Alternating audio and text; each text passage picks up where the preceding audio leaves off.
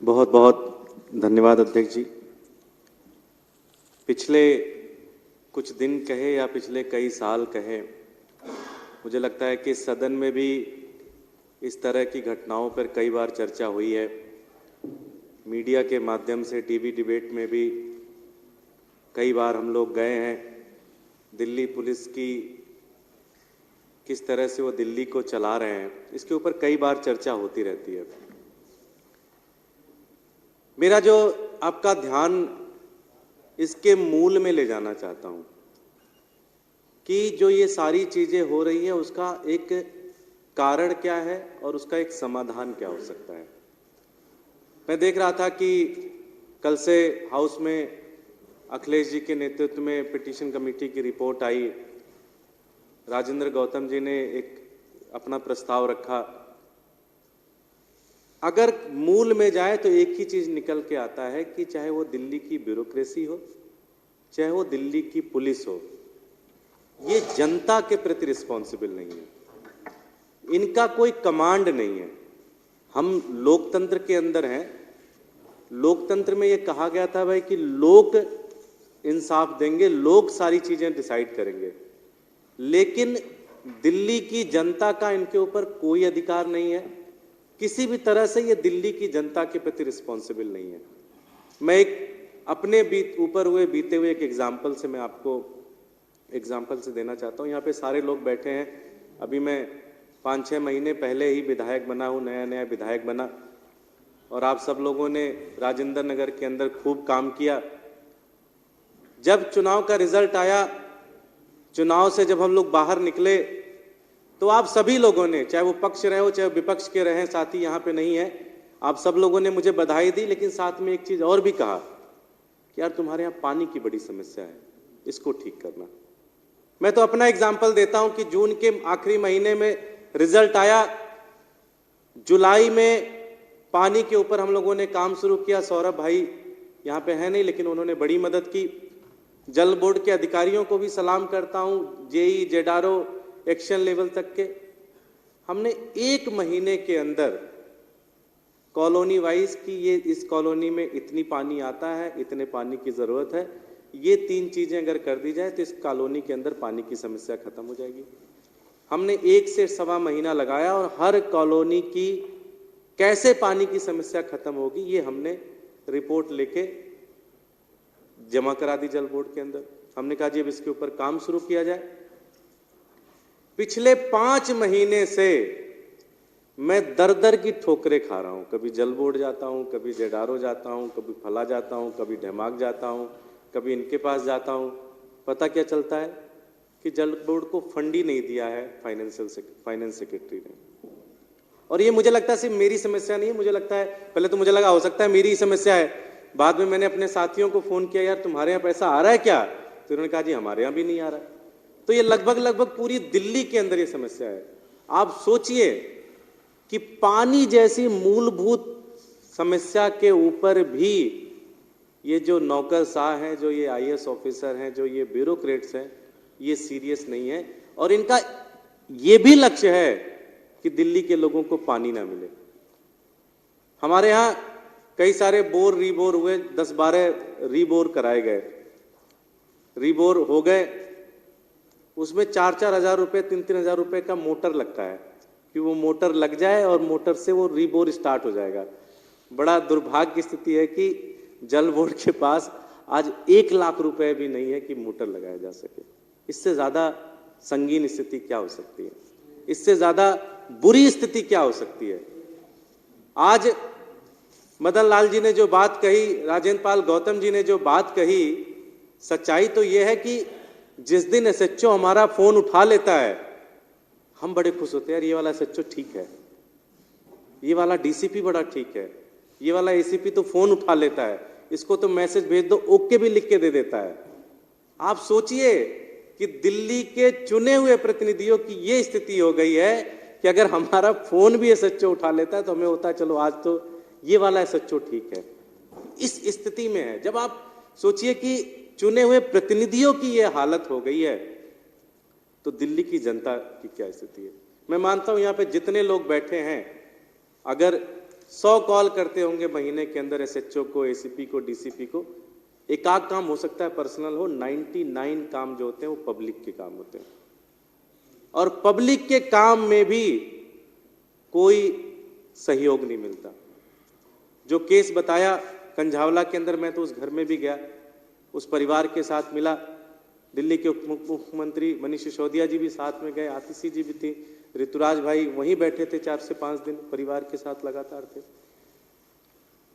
स्थिति यह है अध्यक्ष जी कि आज के समय में इस व्यवस्था के साथ आप न्याय की उम्मीद नहीं कर सकते। हो सकता है कभी बहुत ज्यादा कोई टाइट हो गया तो आंकड़ा ये आएगा भाई 0.5% इस बार रेप केसेस कम हुए हैं, 1% ये वाला केस कम हो गया, 2% ये वाला केस हो गया, लेकिन इस व्यवस्था के अंदर कोई न्याय नहीं मिल सकता।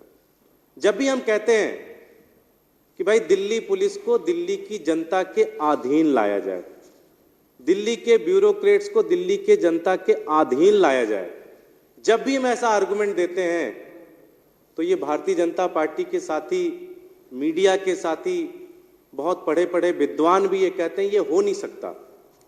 क्यों नहीं हो सकता?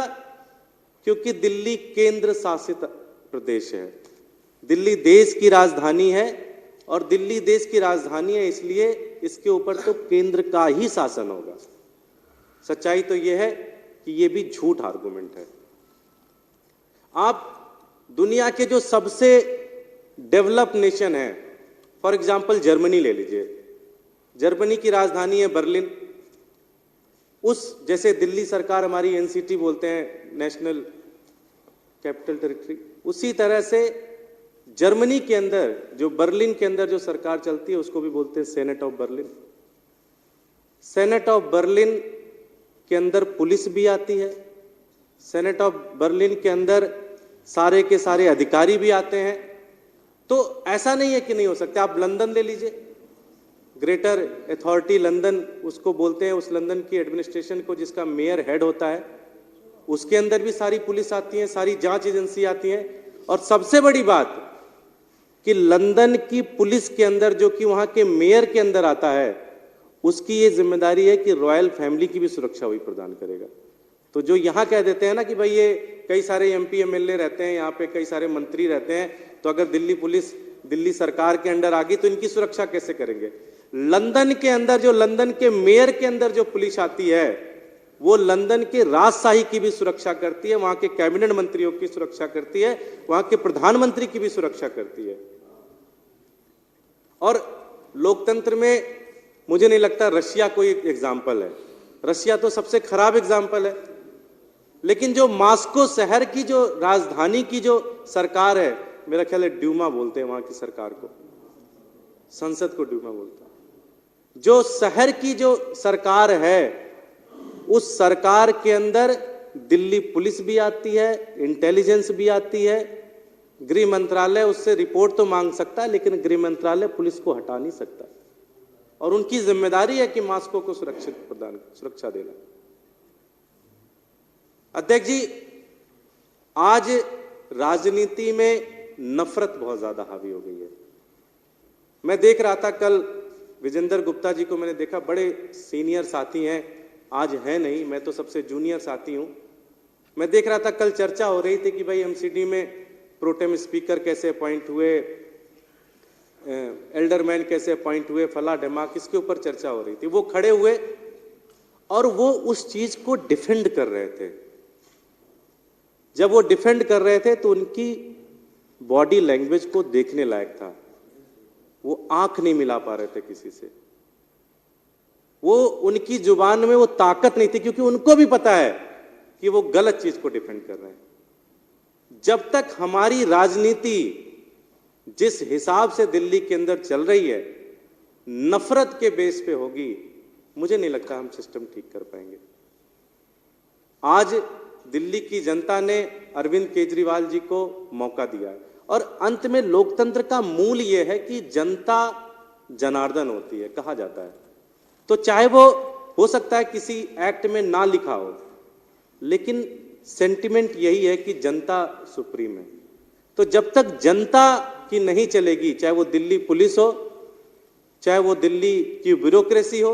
आप सोचिए, फाइनेंस सेक्रेटरी की औकात, पानी रोक रखा उसने पूरी दिल्ली का।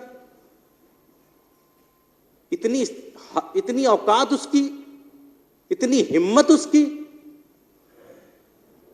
एक दिन अगर उसके घर का पानी काट दिया जाए तो उसकी नानी याद आ जाएगी। उसकी औकात इतनी देखिए, चीफ सेक्रेटरी की औकात देखिए कि मतलब पूरे के पूरे हॉस्पिटल बंद कराने में लगा हुआ है। पेंशन 4-4, 4.5 लोगों की राजनीति हो रही है। इस तरह की घटियापन, इस तरह की नफरत की राजनीति दिल्ली के अंदर चल रही है, जो कि ठीक नहीं है, लंबे समय के लिए ठीक नहीं है। हो सकता है कि दिल्ली की ब्यूरोक्रेसी लोकतंत्र में भरोसा न रखती हो सकता है दिल्ली की पुलिस लोकतंत्र के अंदर भरोसा न रखती हो सकता है भारतीय जनता पार्टी लोकतंत्र के अंदर नहीं भरोसा रखती है। लेकिन मैं यही कहना चाहता हूं कि ये हम में तो कई सारे लोग थे जो कभी सोच भी नहीं सकते थे एमएलए बनेंगे। हो सकता है स्थितियां बदलती रहती हैं, चेयर बदलते रहते हैं। लोकतंत्र की परिपाटी, लोकतंत्र के अंदर जो सिस्टम है, हर सरकार और हर पार्टी की कोशिश यही होनी चाहिए कि वो सिस्टम मजबूत हो, क्योंकि अगर सिस्टम मजबूत होगा तभी लोकतंत्र के अंदर जनता की पूछ होगी, जनता की बात मजबूती से रखी जाएगी। आपने मुझे बोलने का मौका दिया, बहुत बहुत धन्यवाद अध्यक्ष।